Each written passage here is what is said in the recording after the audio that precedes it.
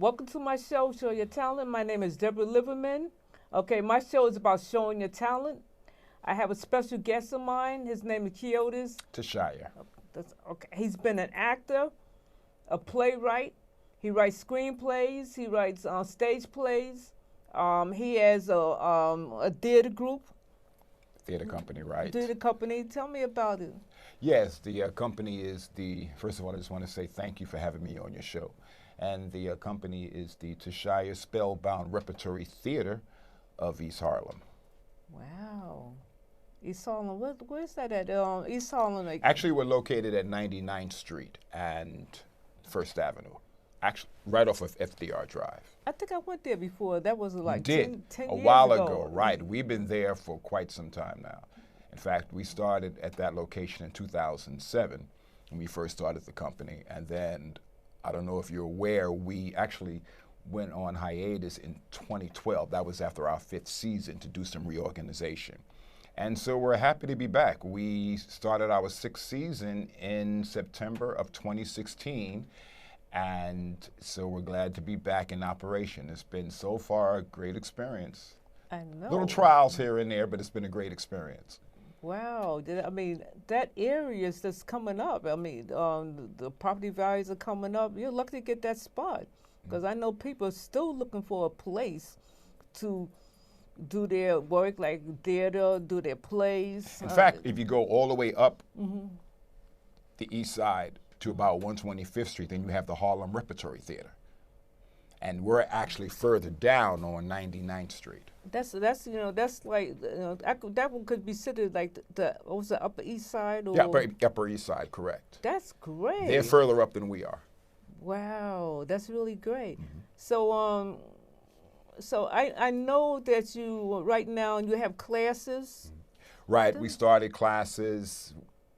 We started classes actually last Wednesday. I think it was on the 18th we started classes. So we actually had an introduction to these classes, which we call the process. And the introduction was on February 18th, and that was we opened it up to the public. That was actually held at the New York Public Library. The 125th Street branch actually sponsored that event.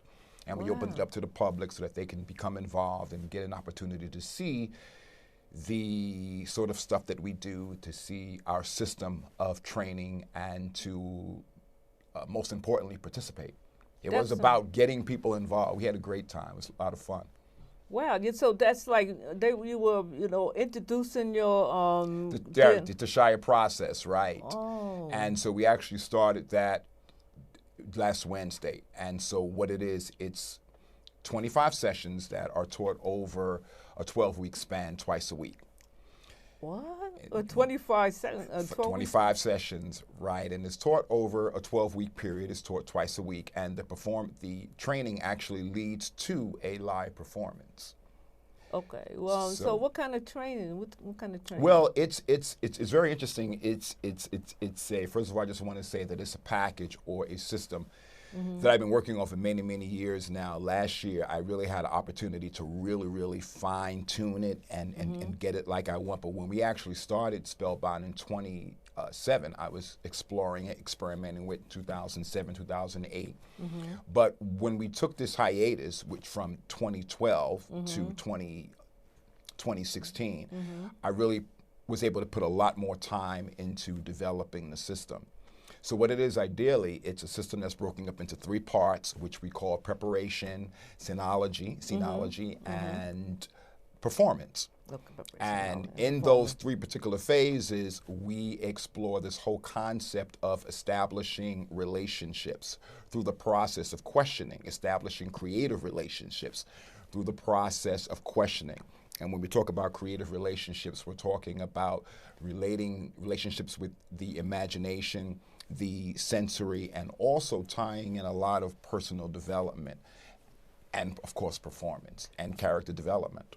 Okay, so the first process, I don't want you to give you all your, because you're like a magician that really don't tell their tricks, But you say, okay, in the beginning, it's like the first one is you talk about sense of memory and Yeah, and our first relationships? part of preparation, what we basically do is we give them a clear understanding of what we're going after, what the process is all about.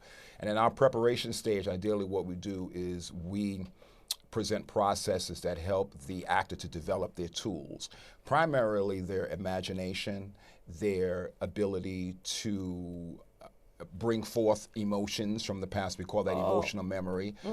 Their ability to recall experiences fully through the senses. And we tie those two into the imagination. And then that's sort of like the heart of it. Then there's this process of questioning in which we tie in the actor's personal awareness and we tie that into the imagination and the sensory in a way that's a bit too complicated to sort of get into right now, but you'll have to come down and sit in on one of the classes, and then you can see what I'm talking about. But in a nutshell, the preparation stage is really about developing the tools. Now when you enter into stage 2, which is scenology, you get an opportunity, or scene study, you get an opportunity to apply those tools toward a scene in which you're working with a partner. And then, so you get an opportunity to actually apply those tools to the scene. But because you're using those tools, there's a lot more discovery in those scenes. And then from that stage, you work from the scenes to actually the development of character. Wow. And from that, the next obvious step would be to take that into a performance where they have an opportunity to bring all that they've learned to a live performance. But I just want to say this, that I want to clear the misconception that an individual doesn't come into the class and suddenly come out and they're Marlon Brando or Denzel. That's just not going to happen. These individuals, of course, train for many, many years. But what we do guarantee is that the individual will come out with some hold on the tools. And through repetition, through constant work, through constant practice, and especially through performance, through that momentum, then the individual builds to become better and better at their craft. That is something. So the first one is preparation. So what you're doing is waking them up, or absolutely, you're awakening their tools, because these tools already exist within them. Really? But they need to. They just need to be able to use them and need to be able to direct them. Like we all have imagination. We all have an imagination. We all have an ability to recall. You know, if I ask you, okay, what you had for dinner last night, then you probably can remember that. I don't know about that. Don't show your age. No, but no, we have an opportunity to remember that. But we would take that and have you to explore that dinner more specifically in terms of what the food tastes like, in terms of what the food looked like, what it smelled like, and all those particulars. So that's a little bit of what sensory is all about. So this technique is really actually based on method training, but the component that we've included is our approach to it and the whole personal awareness piece. So what ends up happening is that the actor gets an experience that not only enhances their ability as an actor, but also enhances their self-confidence and their level of personal awareness. Okay, great. I understand. So there's a whole personal development side to that also. That's on step one. That's in step one. Yeah, I could even at one point come back and just talk about that alone, because there's so much too much involved in that. I know. So because as you said before, that we know basically we have that's instilled inside us. Okay, and you just bring it out. Okay, like sense memory, like you pick up like picking up a cup. And you could see whether it's hot or cold. It's coming, because I took a class of yours, but that was many, many years ago, a couple of decades. Okay, but I remember you brought me, and you told me to think about something that really bothered you, and well, that was memory, right? That's sense memory right there. Yes, I remember that. So I've been working with that approach for the longest now, and we've really got a hold on it, and we've really got an approach to that in several different directions. Okay, yes. The imagination, though, is really huge. The imagination is really huge, because what I personally believe is that we all have within us a creative guidance system. Wow. And it's this creative guidance system we learn to tap into, and you learn to trust in it. And if you are tapping into this creative guidance system correctly, then what happens is that this guidance is feeding you information. That sounds spiritual. Yes, it becomes very, very spiritual. So it goes back to a story that I read. I think it was in one of Stanislavski's books. I could be mistaken. I read it somewhere. But the story just, it could have been Harold Clurman, one of his books. But the story just sort of sticks in my mind. So there was an actor at a studio, and he was in one of his training sessions. He was actually in a class. And the instructor said, okay, well, you're going to go into this box with hats and scarves and all sorts of odds and ends, and you're going to find something and I want you to create a story with it. You want to create a character with this. So everybody's grabbing everything, and when he gets there, all that's left is a hat. And he picks up this hat, and he says, look, this is all I have. And the instructor says, well, looks like to me you're going to have to start with that. So what he began to do, he put this hat on, he looked in the mirror, he just wondered, what am I going to do with this hat? But eventually, as he began to study this hat and get into this hat, he remembered passing by a store and seeing a thrift shop and seeing a cane in the window. And he began to make the connection between the cane and the hat. So he went and got the cane. So when he went and got the cane, on his way home, he stopped somewhere and he saw, it might have been a briefcase or something. I don't know, I can't recall whether it was on a street or something. It was old. And he says, wow. And he began to make the connection with this briefcase and this cane and this hat. So to make a long story short, once he had, the instructor was really right. All he needed was that hat. Because once he put that hat on, and once he was good with that hat, his imagination began presenting him with new ideas, new situations. I mean, he's passed by that shop many times and saw that cane. But now the cane makes some sense to him now. He can use that cane with the hat. So that's all part of that imagination, because the imagination will help you to connect the dots if you trust in it, and if you begin to allow that process. To make a long story short, he had, when it was time to present his character, he had the best character. When he was done, he had the suit, he had everything together. Wow. And the instructor says, well, who are you? He says, I'm the critic here. I'm a critic. And he was a newspaper critic, and he had brought so much to his role just by starting off with that hat and that cane, and one thing led to another. Wow, he really did his homework. Right.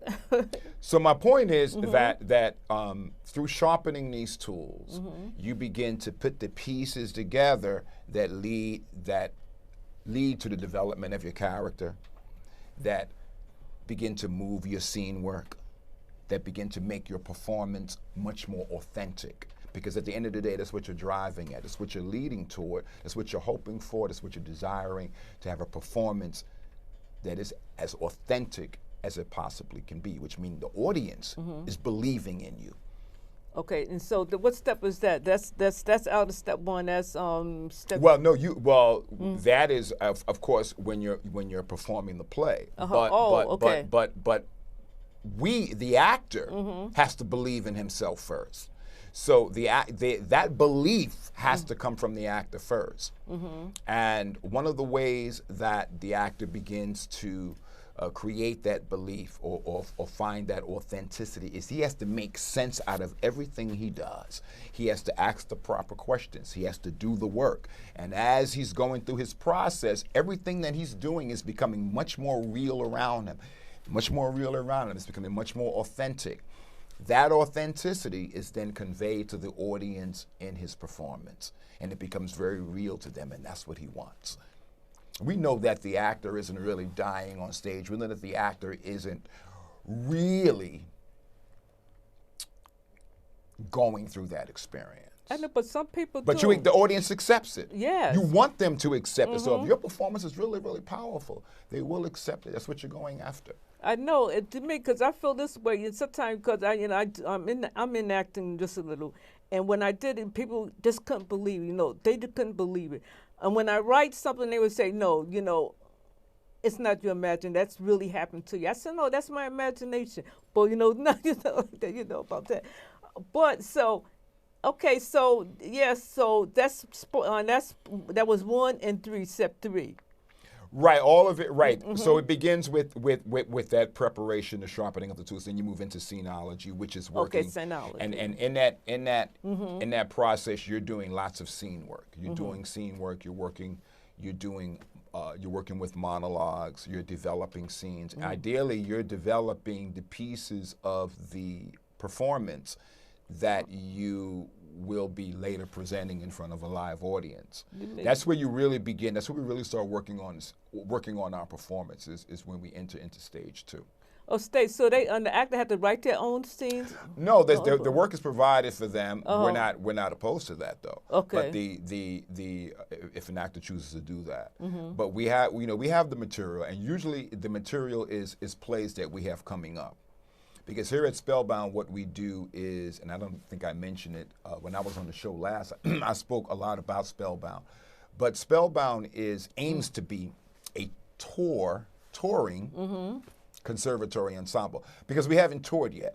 So we aim to be a touring ensemble, because we want to, we're expecting to do a local tour at the end of this year. And then you're going to go around the country or something? We first local, but of course the idea is certainly to become not just to go around the country, but to be international. Oh, wow. So that's long term. However, that was the concept of Spellbound. The concept was to create a touring conservatory ensemble, conservatory meaning training, ensemble of actors, not just of actors, but a conservatory that develops and presents original Black or African American mystery, melodrama, and sci-fi fantasy plays. That's our niche. That's what we do. And also to develop the actors who participate in them. Because, melodrama, I don't want to go too much into how melodrama actually works, but melodrama requires a certain type of acting. What? Because you are doing plays that have a lot to do with timing. You have plays that are very, very that rely a lot upon the emotional response from the audience. So you're pouring out a lot of emotion in these particular scenes. They're thrillers. They sometimes deal with bump and creep in the night. Everything is timing. Everything, it can get a bit spooky. It can get very, very suspenseful. So there's a certain style and a certain way that I like to present these plays. And so even though the training that we provide can be certainly transferred to all different types of plays, from classic to melodrama and even film and television, I sort of gear it toward the type of plays that we do. Wow, melodrama. Okay, and I think one of them was like maybe a Hitchcock. You're talking about The Way Night Falls, so we did that. Oh, okay. Wait. You saw Night Falls before. Yes. When I was on the show last time, you did a clip of it. But no, Night Falls, The Way Night Falls is a play that we're going to be doing. That's the play that we're going to be doing the local tour with, and that's definitely a Hitchcock sort of piece. Definitely melodrama from beginning till the end.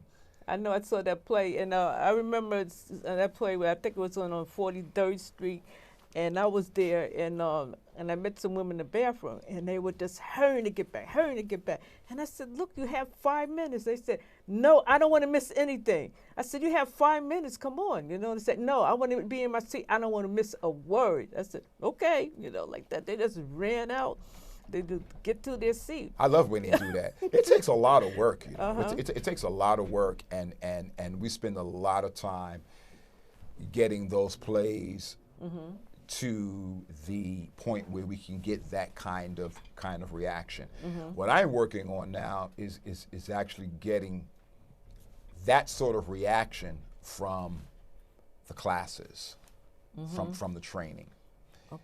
No, okay. Now, what's the third one? You know, That's actually the third one is actually performance. Oh, performance. That's when Okay. That's when they're actually on stage. But I want to be able to really see the growth in the actor from this experience. That's really what I'm working toward. And again, this is still a work in progress. You know, no way at all are we at a level with these classes where we can say it's done.